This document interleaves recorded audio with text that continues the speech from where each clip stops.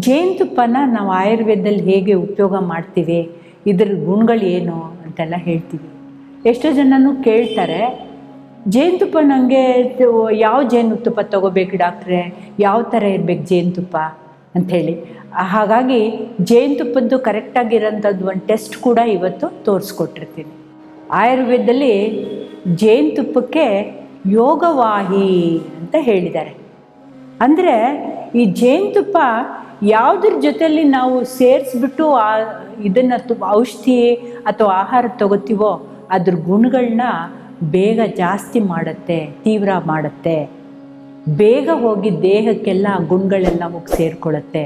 ಹಾಗಾಗ್ಬಿಟ್ಟು ನಾವು ಲೇಹಗಳಿಗೆಲ್ಲನೂ ಕೊನೆಯದಾಗಿ ಎಲ್ಲ ಲೇಹ ಎಲ್ಲ ತಯಾರಿ ಆದಮೇಲೆ ನಾವು ಅದು ಪೂರ್ತಿ ಆರಿದ ಮೇಲೆ ಅದಕ್ಕೆ ಜೇನುತುಪ್ಪನ ಬೆರೆಸ್ತೀವಿ.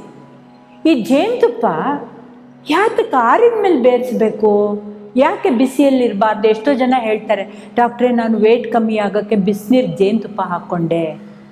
ಯಾವಾಗಲೂ ಬಿಸಿ ನೀರಿಗೆ ನಾವು ಜೇನುತುಪ್ಪ ಹಾಕಬಾರ್ದು, ಜೇನುತುಪ್ಪನ ಬಿಸಿ ಮಾಡಬಾರ್ದು. ಯಾತಕ್ಕೆ ಬಿಸಿ ಮಾಡಬಾರ್ದು ಅಥವಾ ಬಿಸಿ ನೀರಿಗೆ ಹಾಕಬಾರ್ದು ಅಂತ ಹೇಳಿದ್ರೆ, ಇವಾಗ ಜೇನು ಗೊತ್ತಲ್ವ ನಿಮಗೆ, ಅದನ್ನು ಸ್ವಲ್ಪ ಕಚ್ಚಿದ್ರೆ ಏನಾಗತ್ತೆ, ನಮಗೆ ಆ ವಿಷದ ಗುಣಗಳೆಲ್ಲ ಕಾಣಿಸ್ಕೊಂಡು ಬರುತ್ತೆ. ಹಾಗಾಗ್ಬಿಟ್ಟು ಅಂಥ ಜೇನನ್ನ ಕಲೆಕ್ಟ್ ಮಾಡಿಬಿಟ್ಟು ನಾವು ಅದರಿಂದ ಶೇಖರಣೆ ಮಾಡಿ ಅದನ್ನು ನಾವು ಉಪಯೋಗ ಮಾಡ್ತೀವಿ. ಸೊ ಹಾಗಾಗಿ ಅದಲ್ಲಿ ಸ್ವಲ್ಪ ವಿಷಗುಣ ಇರುತ್ತೆ. ಈ ವಿಷಗುಣ ಇರೋಂಥದ್ದು ನಾವು ತಣ್ಣಗಿರುವಾಗ ನಾವು ತಗೊಂಡ್ರೆ ಅದರದ್ದು ನಮಗೆ ಒಳ್ಳೆ ಗುಣಗಳು ದೇಹಕ್ಕೆ ಹೋಗಿ ಸೇರಿಕೊಳ್ಳುತ್ತೆ. ಅದನ್ನು ತಿರ್ಗಾ ನಾವು ಬಿಸಿ ಮಾಡಿದ್ರೆ ವಿಷದ ಗುಣ ಜಾಸ್ತಿ ಆಗೋಗುತ್ತೆ. ಹಾಗಾಗ್ಬಿಟ್ಟು ಯಾವಾಗಲೂ ಜೇನುತುಪ್ಪ ತಗೋಬೇಕಾದ್ರೆ ನಾವು ಯಾವಾಗಲೂ ಆರಿರೋಂಥ ಜೇನುತುಪ್ಪ, ಫ್ರೆಶ್ ಆಗಿರೋಂಥ ಜೇನುತುಪ್ಪನೇ ತಗೋಬೇಕು. ಇವಾಗ ಜೇನುತುಪ್ಪ ನಾವು ಯಾವ್ಯಾವುದಕ್ಕೆ ಉಪಯೋಗಿಸ್ಕೋಬೇಕು? ನಾವು ಜೇನುತುಪ್ಪ ಕಣ್ಣಿನ ತೊಂದರೆಗಳಿಗೆ ಉಪಯೋಗಿಸ್ಕೋತೀವಿ. ಎಲ್ಲ ಹುಣ್ಣುಗಳೆಲ್ಲರೂ ಆದರೆ ಹುಣ್ಣುಗಳಿಗೆ ನಾವು ಅದನ್ನು ನಿವಾರಣೆ ಮಾಡೋಕ್ಕೆ ಉಪಯೋಗಿಸ್ತೀವಿ. ಗಂಟ್ಲಿನ ತೊಂದರೆಗಳಿಗೆ ಮಾಡ್ತೀವಿ. ಮತ್ತು ಎಳೆ ಮಕ್ಕಳಿಗೆ, ಚಿಕ್ಕ ಮಕ್ಕಳಿಗೆ ಕೆಮ್ಮು ದಮ್ಮು ಇಂಥದ್ದೆಲ್ಲ ಇತ್ತು ಅಂತ ಹೇಳಿದ್ರೆ ಅದಕ್ಕೆ ಕೂಡ ನಾವು ಉಪಯೋಗಿಸ್ಕೋತೀವಿ. ಸೊ ಗಂಟ್ಲಿನ ತೊಂದರೆಗಳು, ನಾಲ್ಗೆ ತೊಂದರೆಗಳು, ಬಾಯಿ ತೊಂದರೆಗಳು, ಇದಕ್ಕೆಲ್ಲ ಬಾಯಿ ಹುಣ್ಣು ಇಂಥದ್ದೆಲ್ಲನೂ ಜೇನುತುಪ್ಪ, ಬರೀ ಜೇನುತುಪ್ಪ, ಚೆನ್ನಾಗಿರೋ ಜೇನುತುಪ್ಪನ ನಾವು ಉಪಯೋಗ ಮಾಡ್ತಾ ಬಂದರೆ ಸಾಕು, ಅದು ಕಮ್ಮಿ ಮಾಡುತ್ತೆ. ಇವಾಗ ಜೇನುತುಪ್ಪ ಗುಣಗಳು ಹೇಗೆ?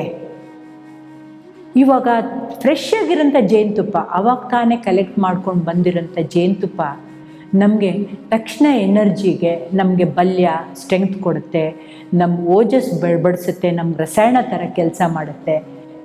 ಆದರೆ ಅದು 1 ವರ್ಷ ನಾವು ಸ್ಟೋರ್ ಮಾಡಿದ ಮೇಲೆ ಅದಕ್ಕೆ ಪುರಾಣ ಅಂತ ಹೇಳ್ತೀವಿ. ಪುರಾಣ ಅಂತ ಹೇಳಿದ್ರೆ ಹಳೇ ಜೇನುತುಪ್ಪ. ಸೊ ಹಳೇ ಜೇನುತುಪ್ಪ ಯಾವ್ಯಾವ ಕಾಯಿಲೆಗಳಿಗೆ, ಎಲ್ಲ ಕಾಯಿಲೆಗಳಿಗೂ ಸಾಮಾನ್ಯವಾಗಿ ಹಳೇ ಜೇನುತುಪ್ಪ ತುಂಬ ಒಳ್ಳೆಯದು. ಅದನ್ನು ಈ ಒಬೇಸಿಟಿಗೆ, ತುಂಬ ದಪ್ಪ ಇರೋರಿಗೆ, ಸ್ವಲ್ಪ ಸಣ್ಣ ಆಗಬೇಕು, ಸಪುರ ಆಗಬೇಕು ಅಂತ ಹೇಳಿದ್ರೆ ನಾವು ಸುಮಾರು ಒಂದು 500 ml ಅಷ್ಟು ಕಾದಿ ಆರಿರೋಂಥ ನೀರಿರುತ್ತಲ್ಲ, ತಣ್ಣೀರಿರುತ್ತಲ್ಲ, ಆ ನೀರಿಗೆ ಸುಮಾರು 1 ಸ್ಪೂನಷ್ಟು ಜೇನುತುಪ್ಪನ ಹಾಕಿ ನಾವು ಅದನ್ನು ಚೆನ್ನಾಗಿ ಮಿಕ್ಸ್ ಮಾಡಿ ಕುಡಿಬೇಕು. ಸೊ ಇದೇ ಒಂದು ಆಹಾರ ಥರ. ಇದು ಬ್ರೇಕ್ಫಾಸ್ಟ್ ಜೊತೆಲಿ ತಿನ್ನೋದಲ್ಲ. ಎಷ್ಟೋ ಜನ ಹೇಳ್ತಾರೆ ಬ್ರೇಕ್ಫಾಸ್ಟ್ ಜೊತೆ ನಾನು ಇದೇ ನೀರು ಕುಡಿತೀನಿ ಅಂತ ಹೇಳಿ. ಆ ರೀತಿ ಅಲ್ಲ, ಇದೇ ಒಂದು ಆಹಾರ ಥರ ತೊಗೋಬೇಕಾಗುತ್ತೆ, ಬರೀ ಜೇನುತುಪ್ಪದ್ದೇ ನೀರು. ಸೊ ಇದನ್ನು ನಾವು ಬಳಕೆ ಮಾಡ್ತಾ ಇತ್ತು ಅಂತ ಹೇಳಿದ್ರೆ, ತುಂಬ ದಪ್ಪ ಇರೋರಿಗೆ, ಸಣ್ಣ ಆಗಬೇಕು, ಸಪುರ ಆಗಬೇಕು ಅಂತ ಹೇಳಿದ್ರೆ ಜೇನುತುಪ್ಪದ ನೀರು ತುಂಬ ಒಳ್ಳೆಯದು. ಕೆಲವುದು ಈ ಇನ್ಸ್ಟೆಂಟ್ ಎನರ್ಜಿಗೆ ತುಂಬ ಸುಸ್ತಾಗಿರುತ್ತಲ್ಲ, ಈ ತುಂಬ ಸುಸ್ತಾಗಿರೋಂಥವ್ರು ಕೂಡ ನಾವು ಇವಾಗ ಒಂದು ಈಸಿಯಾಗಿರೋಂಥದ್ದು ಒಂದು ರಿಸೈಪ್ ಹೇಳಿರ್ತೀನಿ. ಬೇದಿ ಅಥವಾ ವಾಂತಿ ಇಂಥದ್ದೆಲ್ಲ ಆದಾಗ ತುಂಬ ಸುಸ್ತಾಗಿ ಹೋಗ್ಬಿಟ್ಟೆ, ದಾಳಿಂಬ್ರೆ ಹಣ್ಣು ಇರುತ್ತಲ್ಲ, ದಾಳಿಂಬ್ರೆ ಹಣ್ಣು, ಒಣ ದ್ರಾಕ್ಷಿ, ಆಮೇಲೆ ಇದು ಜೇನುತುಪ್ಪ ಮತ್ತು ಲಾಜ ಅಂತಾರೆ. ಲಾಜ ಅಂತ ಹೇಳಿದ್ರೆ ಭತ್ತದ ಹರಳು. ಇದಿಷ್ಟನ್ನು ಬೆರಕೆ ಮಾಡಿಬಿಟ್ಟು ನಾವು ತಿಂದರೆ ಇನ್ಸ್ಟಂಟ್ ಎನರ್ಜಿ ಕೊಡುತ್ತೆ ಅಂತ ಹೇಳಿಬಿಟ್ಟು. ಸೊ ಇದು ಒಂಥರ ಸುಸ್ತಿಗೆ ಒಂಥರ ಒಳ್ಳೆ ಔಷಧಿ. ಸೊ ಇದನ್ನು ಸುಸ್ತಾದಾಗ ಮಾತ್ರ ತಗೋಬೇಕು. ಇವಾಗ ಎಷ್ಟೋ ಜನ ಕೇಳ್ತಾರೆ, ಜೇನುತುಪ್ಪ ಯಾವ ಥರ ಇರಬೇಕು ಡಾಕ್ಟ್ರೆ, ಯಾವ ರೀತಿ ಇರಬೇಕು ಜೇನುತುಪ್ಪ, ನಾವು ಅದನ್ನು ಟೆಸ್ಟ್ ಮಾಡಿ ಹೇಗೆ ನೋಡೋದು ಅಂತ ಹೇಳ್ತಾರೆ. ಸೊ ಜೇನುತುಪ್ಪನ ನಾವು ಟೆಸ್ಟ್ ಮಾಡಿ ನೋಡಬೇಕಾದ್ರೆ, ಜೇನುತುಪ್ಪ ಸರಿಯಾಗಿ ಪ್ಯೂರ್ ಆಗಿದೆಯಾ ಇಲ್ವಾ ಅಂತ ಹೇಳೋಕ್ಕೆ ನೋಡ್ಬೇಕಾದ್ರೆ ನೀವು ಒಂದು ದೊಡ್ಡ ಜೇನುತುಪ್ಪನ ತೊಗೊಂಡ್ಬಿಟ್ಟು ಈ ನೀರಲ್ಲಿ ಹಿಂಗೆ ಹಾಕಬೇಕು. ನೀರಲ್ಲಿ ಹಾಕ್ತಾನೆ ಅದು ಕೆಳಗೆ ಹೋಗಿ ಸೆಟ್ಲ್ ಆದರೆ, ನೋಡಿ ಇದಲ್ಲಿ ಹೋಗಿ ಕೆಳಗೆ ಹೋಗಿ ಸೆಟ್ಲ್ ಆಗಿದೆ. ಸೆಟ್ಲ್ ಆಗಿದ್ರೆ ಅದು ಪ್ಯೂರ್ ಜೇನುತುಪ್ಪ ಅಂತ ಅರ್ಥ. ಸೊ ಏನಾದರೂ ಇದ್ರ ಜೊತೆಲಿ ಪೂರ್ತಿ ಮಿಕ್ಸ್ ಆಗೋಗ್ಬಿಟ್ರೆ ಆವಾಗ ಅದು ಇಂಪ್ಯೂರ್ ಅಂಥೇಳಿ. ಎರಡನೇ ಟೆಸ್ಟ್ ಮಾಡಬೇಕಾದ್ರೆ ಒಂದು ಬೆಂಕಿ ಕಡ್ಡಿ ತೊಗೋಬೇಕು ಹೀಗೆ. ಸೊ ತಗೊಂಡ್ಬಿಟ್ಟು ಈ ಜೇನುತುಪ್ಪದಲ್ಲಿ ಅದ್ಬೇಕು ಹೀಗೆ. ಜೇನುತುಪ್ಪದಲ್ಲಿ ಅದ್ಬಿಟ್ಟು ಹೀಗಂದರೆ ಇದು ಉರಿತಾ ಇತ್ತು ಅಂತ ಹೇಳಿದ್ರೆ ಆವಾಗ ಹನಿ ಜಿನೈನ್ ಹನಿ ಅಂತ ಅರ್ಥ. ಜೇನುತುಪ್ಪನೇ ಯಾವಾಗಲೂ ಕಾಯಿಸಬಾರ್ದು ಅಂತ ಹೇಳಿದೆ. ಆದರೆ ಕೆಲವು ಕಂಡೀಷನ್ಸಲ್ಲಿ ನಾವು ಕಾಯಿಸ್ಬಿಟ್ಟು ಮಾಡ್ತೀನಿ. ಸೊ ಇದನ್ನು ಕಾಯಿಸ್ಬಿಟ್ಟು ಮಾಡೋದಕ್ಕೆ ನಾವು ಯಾವ್ಯಾವುದನ್ನು ಉಪಯೋಗಿಸ್ತೀವಿ ಅಂತ ಹೇಳಿದ್ರೆ, ಈ ಗಾಯದ ಮೇಲೆ ಎಕ್ಸ್ಟರ್ನಲ್ ಅಪ್ಲಿಕೇಶನ್ಗೆ. ಸೊ ಗಾಯದ ಏನಾದ್ರು ಇವಾಗ ಗಾಯ ಏನಾರು ಆಯಿತು ಅಂತ ಹೇಳಿದ್ರೆ ಇದರಲ್ಲಿ ಮಧುಪಾಕ ಅಂತ ಹೇಳಿ ಮಾಡ್ತೀವಿ.